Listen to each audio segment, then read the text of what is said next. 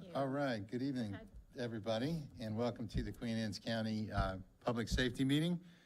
Want to welcome all of our attendees here tonight in the gallery and the experts that we've got from the county here tonight. In a minute, I'm going to let them introduce themselves. But I'd like to say something real quick, and obviously the Board of Education is hosting this. I am sure that a major portion of tonight's discussion is going to concern school safety. And when we talk about school safety, it is sort of a continuum. You know, physical security obviously comes to the top of everybody's mind right away, but school safety also includes creating a safe environment for the kids when they are in class. Everything from bullying to making sure that the kids are safe from environmental hazards, that drugs are out of the schools, and things like this, that fighting is kept to a minimum, aggressive behavior is discouraged, et cetera. And then, of course, we get into more serious issues of physical security. And, of course, we've all heard the news and bad reports coming from all over nearly the 50 states, what can happen and what does go on. So I am proud to be part of this panel tonight. I'm proud to sit next to these people to my right and left. They've been doing an outstanding job. And I don't have a background in security per se. I do have a military background. I was an anti-terrorism instructor, et cetera. What I'd like to say about that is one critical point of security is the community. There are signs, there are indicators when an event is about to occur. The community is our best resource. So I want to encourage everybody to take a look at the hotline information that may be presented tonight. I'm not sure, it may be online. The professionals here will guide you in that, and if you got questions about that, it's the community. So those who are watching online, those who are here tonight, I really appreciate you coming in. We all do. And I want to recognize the superintendent for putting this together this year and last year and bringing the community together to this safety meeting. So thank you. And if you didn't catch it, I am Mark Schiffinelli. I'm the president of the Board of Education. And I'll turn it over to Dr. Salins. Yes, and we were just going to do introductions, so I'll introduce myself. I'm Patty Salins, superintendent here. Joe Sabori, the coordinator of school safety and security for our school district. Hi, good evening. Gary Hoffman, Sheriff for Queen Anne's County. Good evening, Mark Mio, Lieutenant, Queen Anne Sheriff's Office, Support Services Division Commander. Good evening, Lori Morris, Queen Anne's County Special Operations for Department of Emergency Services. Okay, and I appreciate the comments from our president and do agree that this conversation is larger than just school safety as a bigger in and of itself. And with that said, here, for those people that are here, this is a safe way to dispose of maybe a prescription that you didn't finish or don't need. And so they're over on the table, so I encourage you to take several with you, bring them to your parents' house or your community, you know, those around you, your neighbors and such. So a safe way to dispose of any prescription that you may have. So we'll go ahead and get started. I'd like to really take an opportunity just to give an overall update for each one of our departments. So I will defer Sheriff or to Emergency Services. Lori, would either one of you like to start with your update? Sure. So over the last year since we last spoke, we have conducted Stop the Bleed, Run, Hide, Fight in conjunction with the Sheriff's Office in every one of your schools, every one of the public schools. We did start working on the private schools as well. I know that's not this forum, but we've done, we try to reach the community in several different ways. So anytime we can get a hold of somebody to do that kind of training, so we conduct about one every other week in addition. Thank you so much. Sheriff or your team? Hi, I'm Sheriff Gary Hoffman, as I said earlier. My goal and one of the things that we're continuing to do is to maintain safe schools with our county, working with all these different partners up here. But our number one focus is maintaining the line of communication between our residents of Queen Anne's County and the Office of the Sheriff. We get a lot of good and valuable information. And I just wanted to say how much I appreciate all the tips that we get in, all the information. Every time something happens, we have parents that reach out to us. Lieutenant Mark Mule fields a lot of those calls, and we just appreciate the great working relationship in this continuing process of keeping our kids safe. There isn't a day that goes by, and I'm telling you, Lieutenant Mule will probably feel the same way, that we don't hold that radio in our hand, and we don't hope that we get through a good school year. I mean, we all know that things happen out there. You could have the best laid plan in the world, and someone could break into that or change that day, and that's something we worry about every single day. And I am very, very, very confident in all the different things that we've got going on in our schools that keep us safe. Truly, it's a place where my daughter goes to a school in Queen Anne's County, and I truly feel that these are some of the safest schools that we have out there, so. Thank you. And last time we met, Mr. Sabori was kind of new on board to us, so there's been a lot of happenings between now and then, so I'm going to kind of kick it to him to share some of the things that he's been able to accomplish throughout the district, working with not only our administrators, but also with our principals in the buildings. Well, thank you for that. Thank you, Mr. Schiffinelli and Dr. Salin, Sheriff Hoffman, and our other guests. And thank you all for coming in tonight and give us the opportunity to kind of give you a school state of security and safety tonight. I was the first one on the panel here tonight, so I got this seat in case things go south. I can get out of here before anybody else. So you don't have to be fast. You just have to be faster than me. Okay. So many of you guys see our faces up here and see us as kind of the face of the board or of safety and security. But there's thousands and thousands of police officers and firefighters and paramedics and teachers and parents that are so incredibly supportive of what we're doing. And without you and without them, we couldn't be nearly as successful as what we are. We realize that we're not perfect and that there's always going to be room for improvement and that we're never going to have the right answer with things. But I can tell you, as long as my lungs take air, I'll continue to do the best job that I can to keep our students and staff and visitors safe at our schools. And we're going to continue to network, and I'll talk a little bit about that, share and prioritize remedies and solutions as we move into the new school year. I just want to kind of set this out there now that there are specific security improvements that we have implemented that we cannot discuss. So if the expectation is that we're going to lay all of our cards on the tables with what we're doing, then this is not the forum for that. I would be happy to meet with anybody one-on-one if we want to schedule a meeting. If you want to call me or email me, I'd be happy to do that. But I will not talk about some of the sensitive nature type of tactics that we now have in place due to their purpose and intent, okay? We do appreciate your patience, understanding, ideas, and your support. So now that that's out of the way, I'm going to go through. I was about 2 weeks in when we had this last meeting. I think it was October of last year.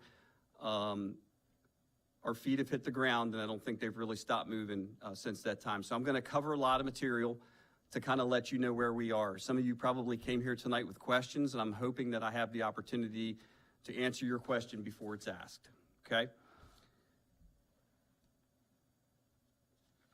So as far as our classroom and building security improvements, I've got some bullet points here. I'm just going to cruise down the line. I'm not going to go fast because this is deserving of our time and attention, and it's important. Some of you may have noticed at Queen Anne's County High School and Kent Island High School, there is no longer a school resource officer, a deputy sheriff that's out directing traffic in the mornings and in the afternoons when our schools are most vulnerable.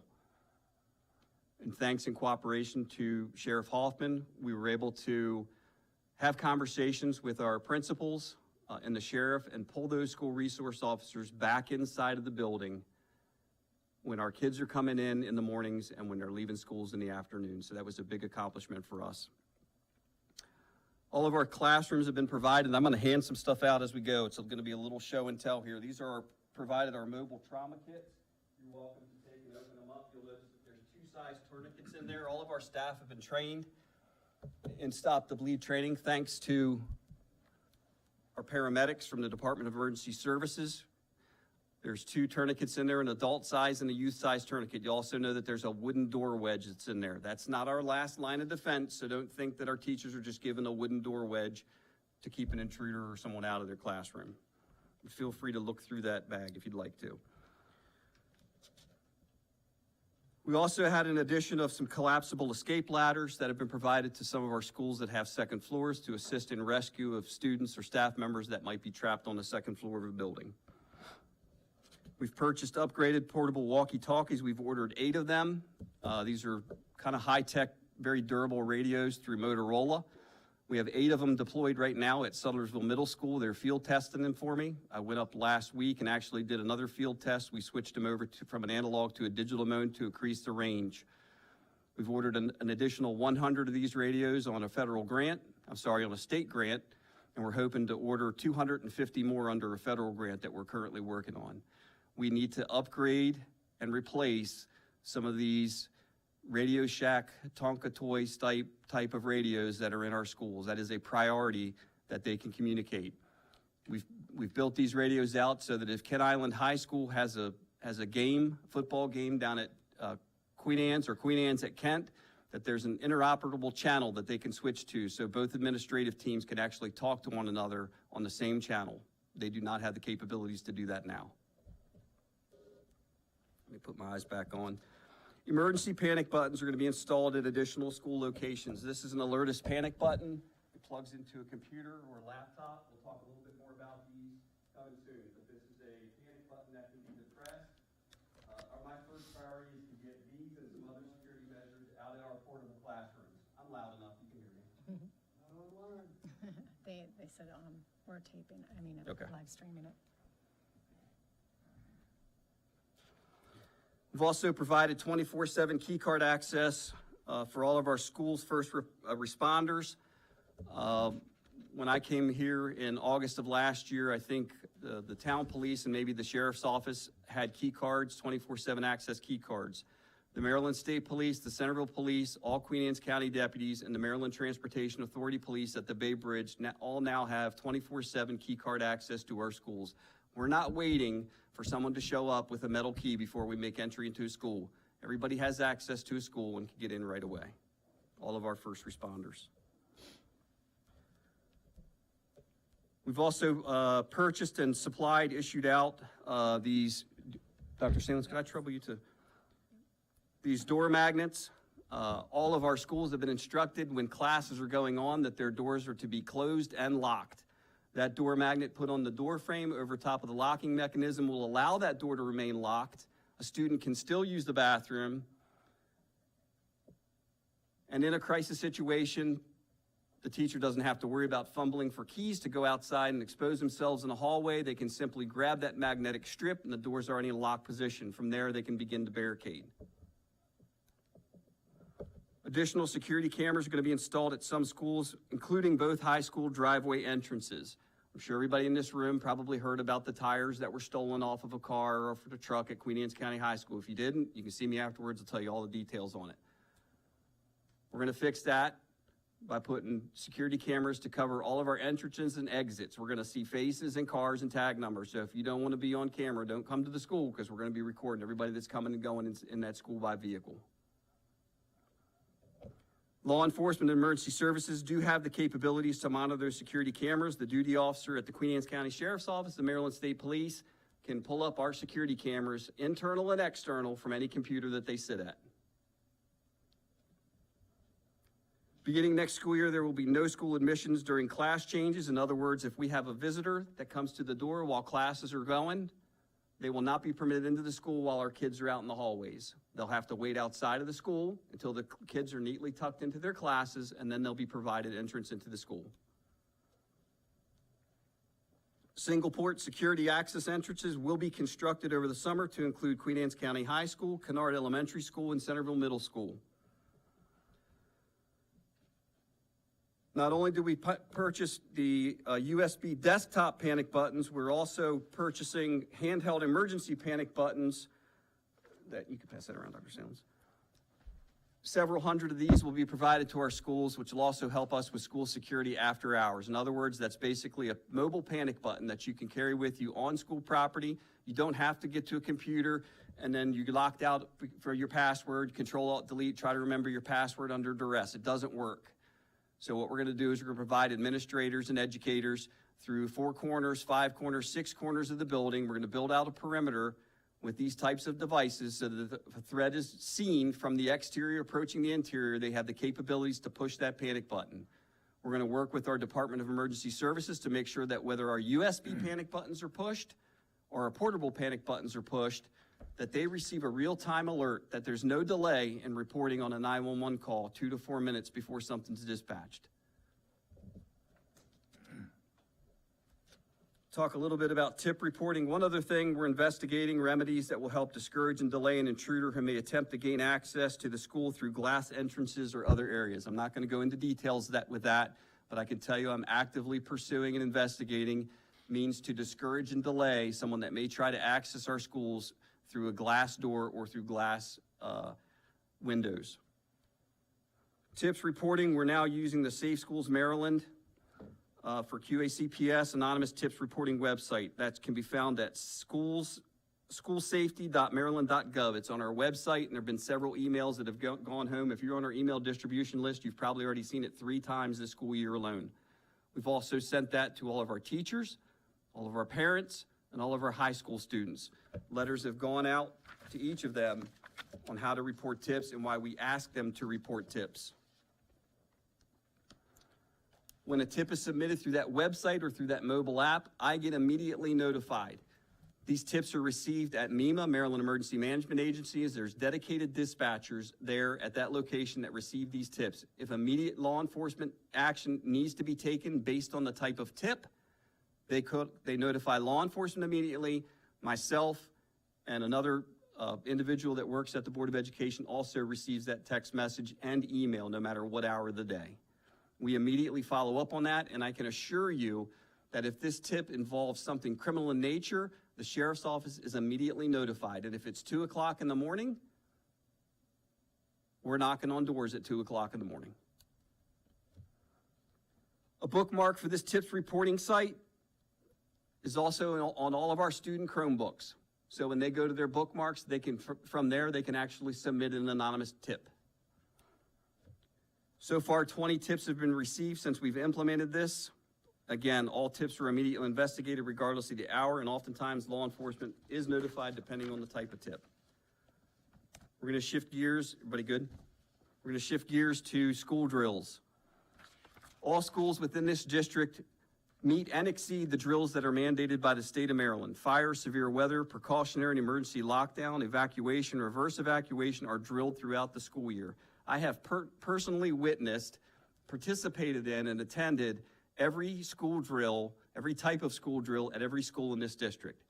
During the intruder drills, which we call the emergency lockdown drills, I've placed myself inside of classrooms to experience what it is that the children and the educators experience, with recommendations after each drill. School administrators are encouraged to conduct drills during unconventional times during the school day to discourage complacency. To discourage complacency. I've asked them to conduct their school drills during lunch, during recess, during class changes. It has to be inconvenient because these types of acts, these types of situations, and these types of tragedies are inconvenient, and we have to be better prepared to deal with them and not have them be routine. And all of our schools are doing that. Our school staff members are encouraged to have age-appropriate conversations with students regarding the purpose of the drills, closely monitor students who may be sensitive to drills, and be aware of resources available to those who might require assistance throughout the drill process. Elementary and middle school teachers may explain that the drills are safety drills, and we try to prepare and not scare at that age level. Explain in advance what we're going to happen. I was at Sudlersville Middle School for a precautionary lockdown drill, and I love the way they do things there because they came across the PA system and they said, hey folks, this is what we're getting ready to do. And they waited 5 minutes and they said, now teachers, I want you to talk to your kids about what we're getting ready to do. And I was in the classroom when they were having those conversations, and they were fantastic. And we ran the drill and it ran smoothly. And after the drill was over with, they took another time out and said, hey guys, let's all talk about what we just did, why we did it. That's the way we should be doing things. Explain that grown-ups are responsible for keeping kids safe. Listening to grown-ups is doing what is asked. That these plans are practiced just in case, and it seems like something dangerous may be happening outside of the classroom. Sometimes it's safe to stay in the classroom. We don't talk about bad guys. We don't talk about guns, and we don't talk about bullets. We have age-appropriate conversations based on the schools that we're in. We encourage parents to have these same conversations with their kids when they come home from these school drills, or when you get that email notification that we're having a school drill. We don't like announcing our school drills because we want to be unpredictable. Our high school students are a little different because we empower them to share their opinions and their ideas regarding school violence. They see TV, they're on social media. They know what's being talked about. They know about the tragedies that are happening across our nation. And we want them to have conversations about us because the percentage of these things happening are going to happen at a high school level, and that's the folks that we need to have conversations with. We need them to talk to us. We need them to report these types of things to us. We encourage them to openly or anonymously report suspicious or dangerous conditions. We have our special needs students, and we continue to work with our staff to ensure that they have the resources to comply with emergency procedures successfully. Toys and fidget spinners may be used as an antidote to help navigate the drill. We offer hearing protection, earmuffs to provide them as well, carpet squares to help keep them stationary once we evacuate. And special needs students placed in classrooms, get them off the second floor. Let's get them in the first floor that has a classroom with an exit door. These are the things that we're fixing. Training. Our school staff received instruction on response to active assailants, run, hide, fight, and trauma care, tourniquet training, stop the bleed training at the beginning of the school year. Our sheriff's office and our emergency services does a tremendous job providing this training. There is none better. I'm a retired Maryland State Trooper, 30-year law enforcement officer. Nobody does it better than our county does. I've been around the state. Nobody does it better. Our school staff members have also received training topics which I taught, including scenario-based hands-on run, hide, fight refresher and pre-attack indicators. Stopping the violence before it happens. We can't live in the world of run, hide, fight. We've got to live in the world of stopping these types of heinous attacks before they happen. That's where we have to be, and that's what we're working on. We did crisis simulation scenario training, which is completed at all Queen Anne's County schools, with in-person tabletop scenarios ranging from severe weather, fire in a building, and armed intruders. We had some very real conversations. There's nothing to skirt around here. We got to have these very real conversations. And they're tough to have sometimes, but we're going to have them. Our weekly tabletop scenarios are sent. I send them every Wednesday. It's called What If Wednesday. Every Wednesday, I send them a new scenario, and they get a little prize. The first school that reach 100 points.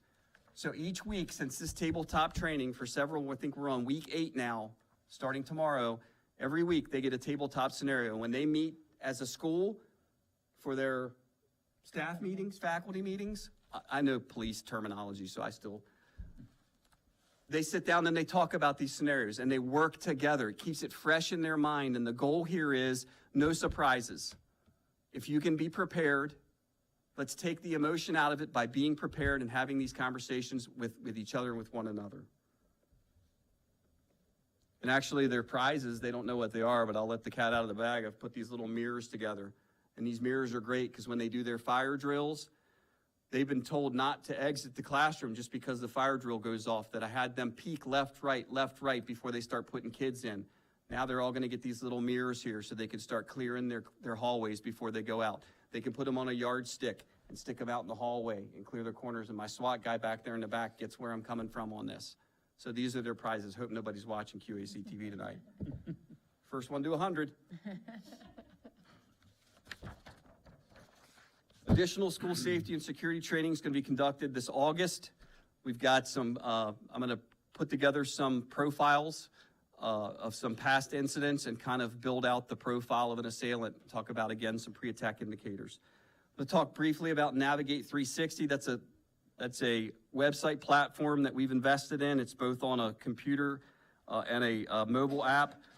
I'll just give you the baseline here. Many of the features include we can do all of our drill scheduling. Right now, each school schedules their own drills, and it's kind of a hodgepodge of how it's being kept. This is a one-stop shop so that each principal, vice principal, whoever does the drill logging can go to this website. I can see what drills they have scheduled. It automatically sends me, first responders, an invite to come witness the drills.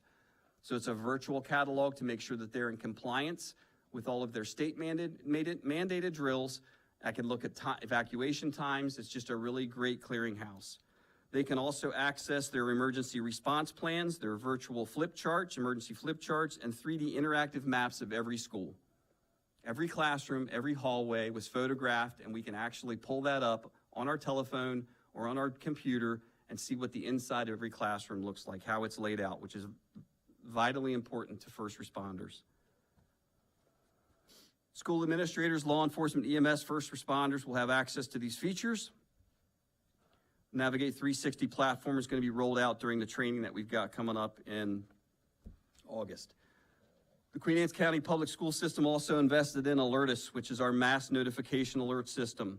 Those panic buttons that I was talking about and that I showed you are tied into our Alertus network. This is a mass notification system. If an educator, teacher, front desk person activates this, or if I activate it, what it'll do is it takes over every single computer in that school. So if we have a fire, if we have a tornado, if we have a rabid kitten, if we have a intruder, we have the capabilities now to push a button and lock that school down.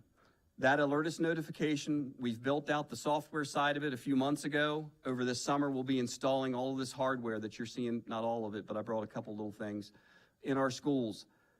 That Alertus system will actually take over every computer in that school with a message that'll pop up that'll say, this is what we're experiencing, this is what I need you to do.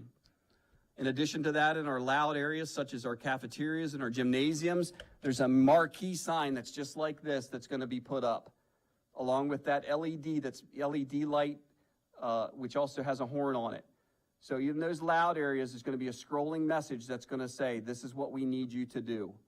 They're going to be throughout the building to complement our Alertus technology. It can be activated from a desktop, USB panic button, or that handheld device that I showed you on that paper, or a mobile phone app. The alert beacons and marquee signs in the gym and cafeteria, and again, it'll override, alerting the computers overriding a school about the type of incident. Grants. This week I've been working on a federal grant for $500,000 to purchase some additional safety and security needs that our district has. Portable classrooms. Who groaned? Okay. I remember you from October. It's good to see you. Okay. And I remember you too. It's good to see you. That's okay. Mics are very sensitive. All right. We have concerns about portable classrooms or permanents, as I recall you like to refer to them as. We're going to continue enforcement of portable classroom doors being closed and locked at all times. We talked about the emergency panic buttons. Every one of our portable classrooms is going to have one of those emergency panic buttons in it. We're going to put additional security cameras dedicated to cover those portable classrooms, and we're going to put monitors inside of those portables so that the teachers can monitor in real time what's going on around them outside. One of my priorities is ensuring that those handheld 108, next batch 100 that we have coming into those radios, that each portable classroom will also have one of those portable walkie-talkies so that they can have real-time, immediate communication. We don't have to worry about them calling the front office and nobody answering, or an intercom that might be malfunctioned. They'll have a wireless means, or cell phones that don't have service. They're going to have a nice radio that they can make communication with other staff members.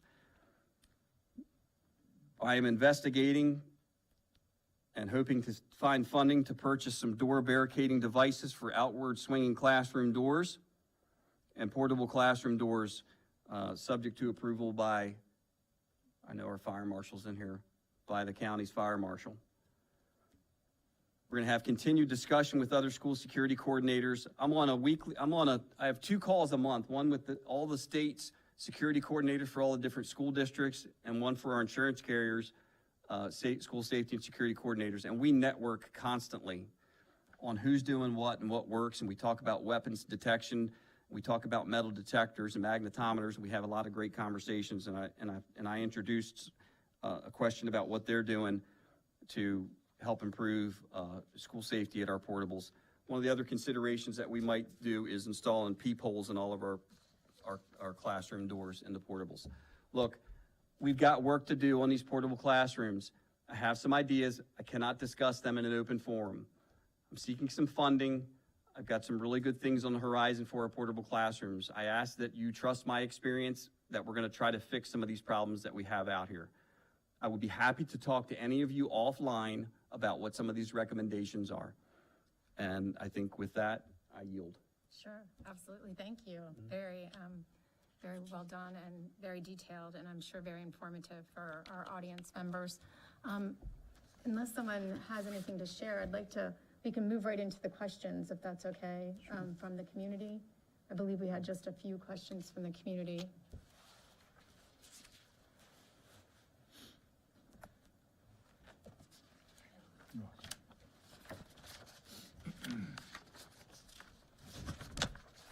Question from Jessica Bush. Says, as I understand it, there is not a school resource officer currently at Kennard Elementary. I also noticed that the doors all swing out into the hallway and not into the classroom, making it very difficult to barricade if the need arises. Prayerfully never. Thank you. So I think we already addressed the swinging the doors out, unless you wanted to add something else. So did you want to take the other first part of the question, Sheriff? Yes, we're working to increase communications with the Centerville Police Department and what their plan is for addressing the schools that are in the town limits. Currently, we're covering Centerville Middle School, and we're covering Queen Anne's County High School permanently. But we're working with them to see what their plan is for the upcoming school year for the town of Centerville, the schools within the town. There are some discussions on the back end about whether we deploy additional sheriff's deputies to those schools.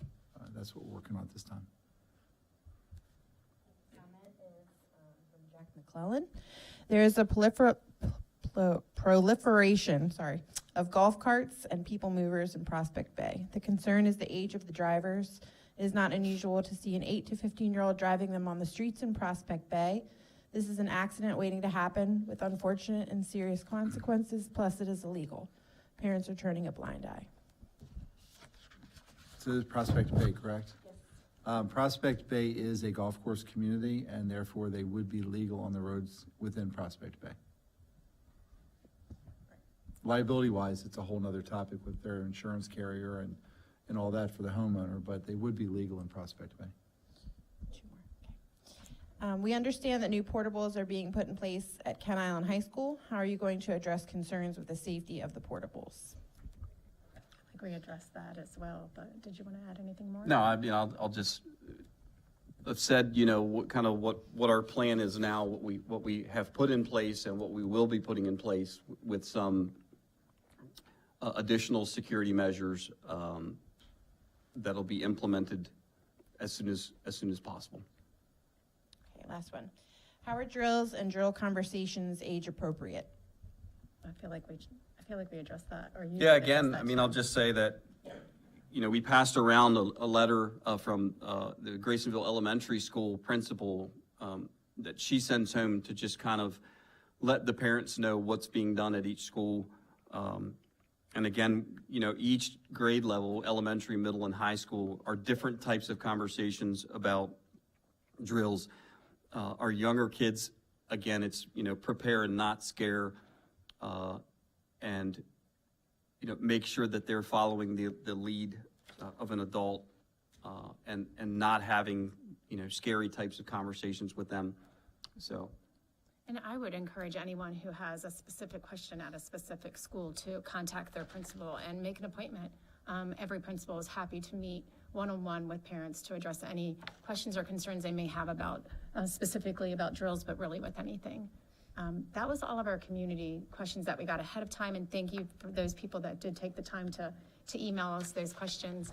So I think we'll go ahead and turn it over to anyone who's here who would like to ask a question. Hi, my name is Christine Grumley. I had a question and concerns to, I'm glad we know we don't have to wait around for a metal key that's lost wherever, but how are we keeping track of all of the available keys then that are passed out accordingly as people quit, leave, or otherwise are not working at whatever said location? So we don't have too many extra people we may not need when it's not a crisis. I have a master Excel sheet that contains all of the ID numbers, the serial numbers of each of the ID cards and who they're with. Okay, and then the other question is the mobile panic buttons, only because we had so much problem with online learning and the Wi-Fi. being kind of freaky, do we have that Wi-Fi service covering those mobile buttons?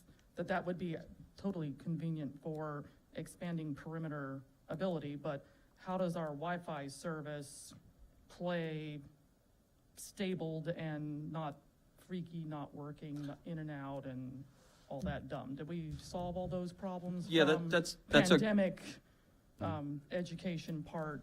I could see where we're relying on digital capability, but we all know the Wi-Fi service can be total flake. Right. No, that's a great question. So what I'll say is this, and I'll maybe ask Dr. Salins or Mr. Pender, who's back there, to elaborate as far as like the technology piece of it goes. But I'll say this, the purpose of the panic buttons and the mobile app, activator on the mobile app, and the handheld devices and some of the other layers are that exactly, is that I don't want a one-stop shop to put a school in a lockdown. I don't want to rely on one mechanism. I want to have multiple layers so that if something fails, I've had a life where, If I'm pushing it and it's not reaching what is telling you that I am pushing it, then I have a cute mobile button, but it didn't do any more than I should have just yelled, help, and call. right, so we'll do some testing on that. These devices aren't here yet, they've been ordered, but what I can tell you is I know Mr. Penders has been working on some Wi-Fi extenders for the school.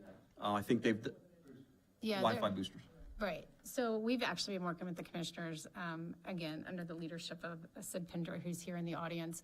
And the commissioners obviously have the same concern we do to make sure that our schools are safe and that internet is a problem. And if you need help and you need to dial 911 and your cell service doesn't work, it's exactly. And it is extremely challenging. So we've, under Mr. Sid Pinder's leadership, he's investigated the situation, come out with some boosters, is what they call them, that essentially will be installed in schools in order to make sure that that particular technologies will work. So it doesn't necessarily fix all of our technology problems, but it focuses in on making sure that if someone has to dial emergency services or access emergency personnel, that they can do that via their cell phone. If we're investing in all this technology, then we need a boosting system that's going to. Yeah, I agree completely. Right idea. Very good point. Very good point. I want to repeat the question back if they don't Okay. have the mic. So if, Mr. Pinder, did you want to add something? Mrs. Powers, if you could pass on that to him. So the question essentially was wrapped around our technologies and our struggles as we have with the internet, and how are we going to support our schools to ensure that they have connectivity to be able to address an emergency appropriately? So about 4 weeks ago, we had a company come out with several engineers, and we went to every single school that we have in Queen Anne's County, mapped out the schools, saw what we needed to have. The prices are coming back in now, so we have that information. Again, with the county commissioners, helping us out with that. So we're taking care of that part right now, because there is dead spots within our schools. There's certain parts of the county, like, we really struggled when you got to Yep. northern end compared to Nope. a different end, but like, there was a real struggle there, like, well, we'll get them learning as soon as I can figure out where my Wi-Fi actually will work. Nope. And just for those that may not have heard that comment, basically, again, just to reiterate that we do continue to have struggles throughout the district and really areas of desert, which I call them, that you can't have any connectivity, So we are addressing those through boosters, and thank you to the commissioners for their support and funding in that case.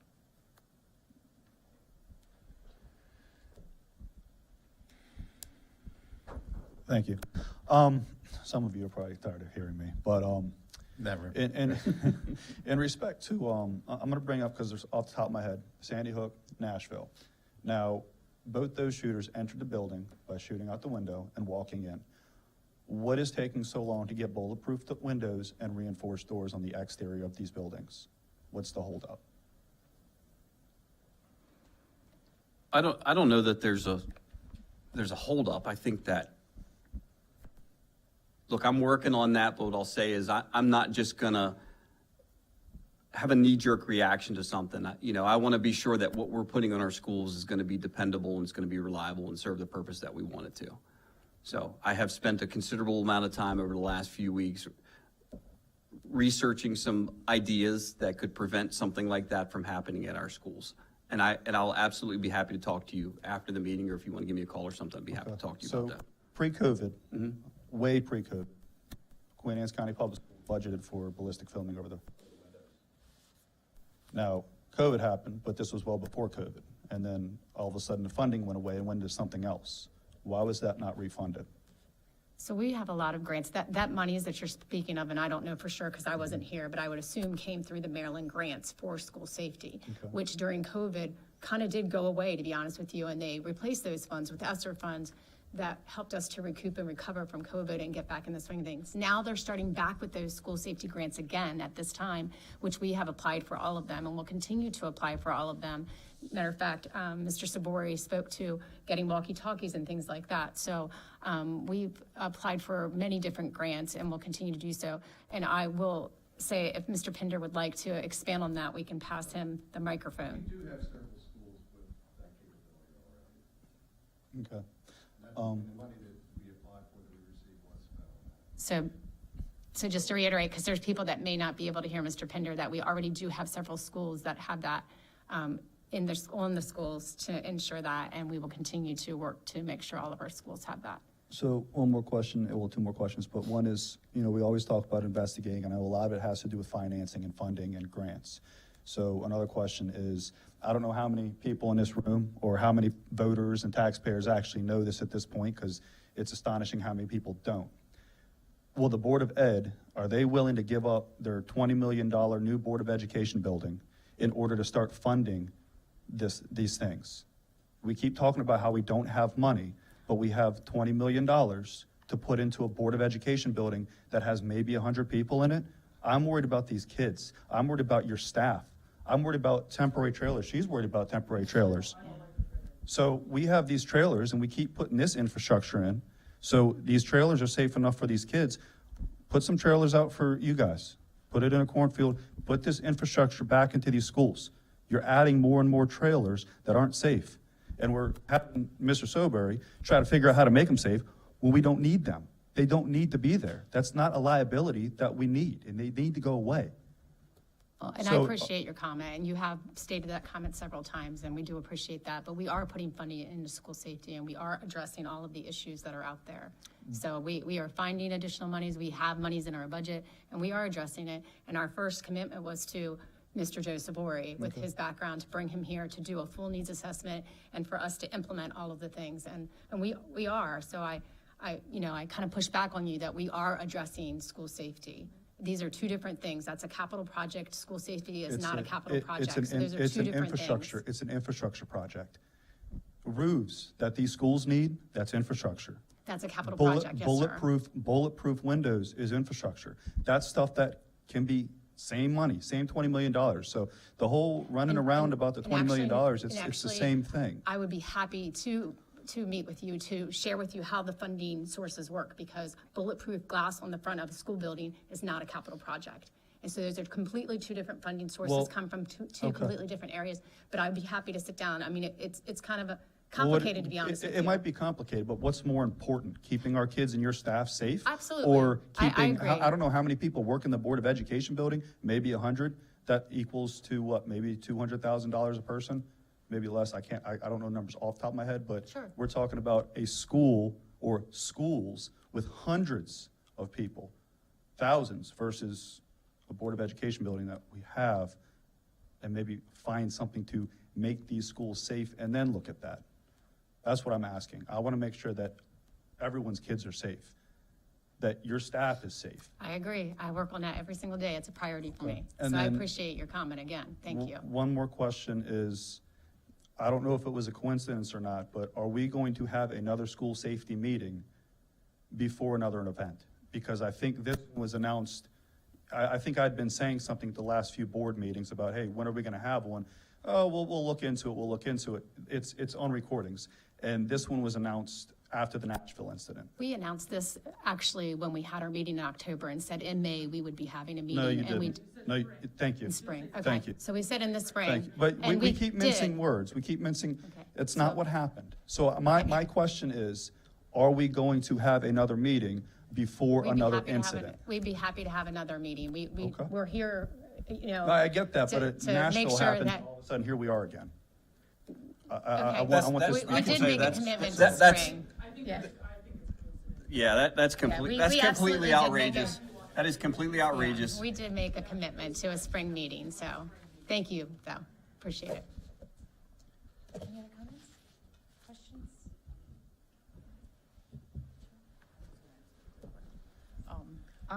I happen to have, you had talked about, I understand that we've got all the staff trained. I'm gonna go with that. I have a high schooler. She's stuck in a health class that you separated from a PE class.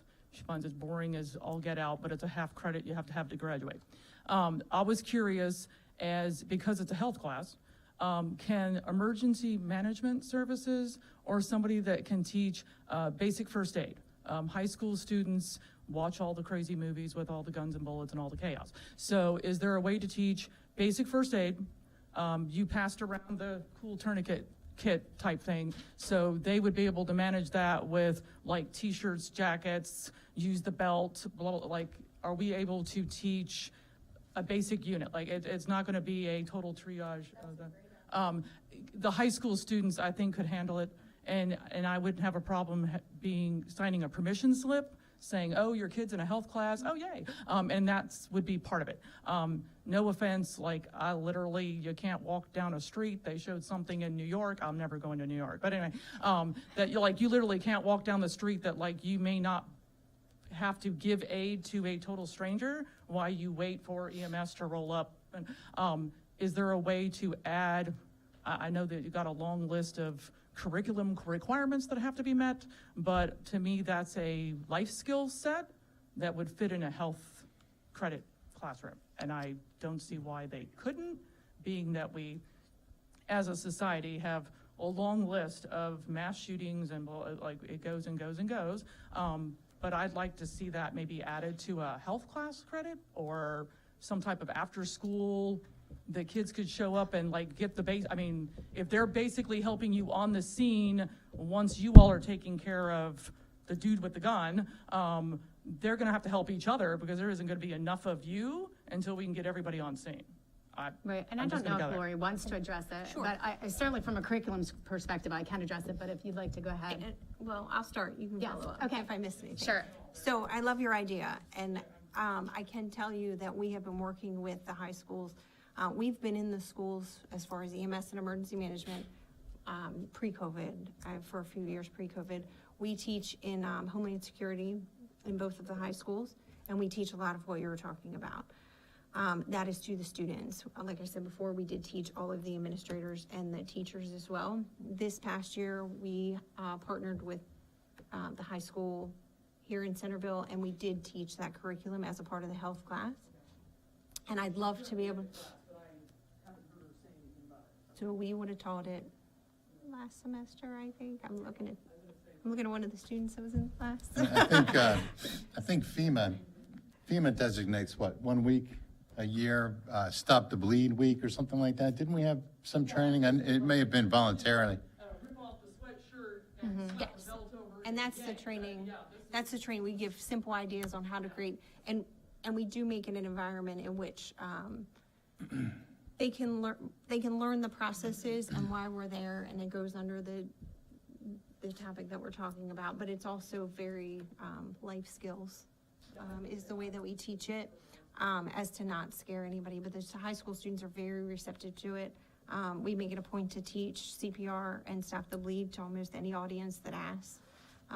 So we're in and out. When I said we do about every other week, we're somewhere, in some kind of county building, public scouts, whatever you ask for, we're typically there, but. Does the spring To health class then not get it because it's only done in the fall? So Like- that, the teacher asked specifically for us to come in during that time as kind of a trial. We have not been reached back out, to, but we will come out and teach that class to anybody who needs it. Is that So, something, as a is that something the teacher specifically then has That to teacher reached out request to our it? department specifically Okay. for that health class. I'd like to ask which teacher, because I don't know how many health teachers there are. So we did it for Mrs. Woodward. Right, and we have a supervisor of science and health and PE, and that's Mr. Michael Page. And he, I'm sure, would be absolutely happy to sit down and talk with you about curricular ideas. And while we do have a state curriculum that we have to go by, we do supplement that curriculum. So he can certainly share with you what we currently do right now, and then also take your ideas to continue to partner and maybe, all teachers to reach out and have that training come to them, which we've participated in as administrators. I've had the privilege to participate in that as well. So,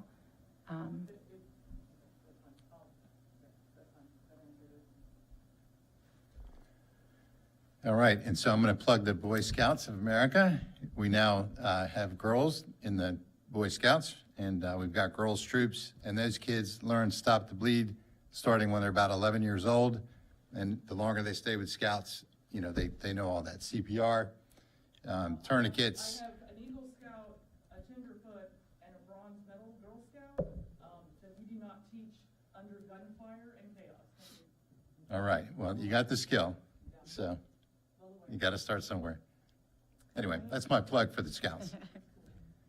okay, any other? Well, we'll be happy to schedule something for the fall. I don't have a specific date, but certainly we'll get that out to the community and continue the conversation and continue our partnerships here. President Schiaparelli, did you have anything else? Just as everybody mentioned up here, if you've got individual questions, certainly reach out to anybody on the board, Dr. Salins, the sheriff, anybody else. And again, I want to reiterate that community is a big part of this picture. Get to know the signs of, mental illness. That's where a lot of these shootings begin. And also the reporting procedures. The last thing I'll say is we've had people come up and ask to volunteer. We got a lot of skilled people and experienced people in this community from Washington, D.C., federal agencies there that are retired, et cetera.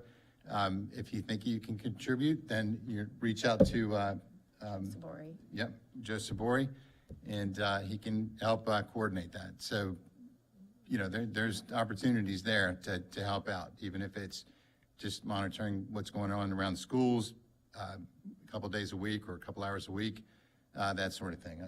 I'm sure you've got other ideas.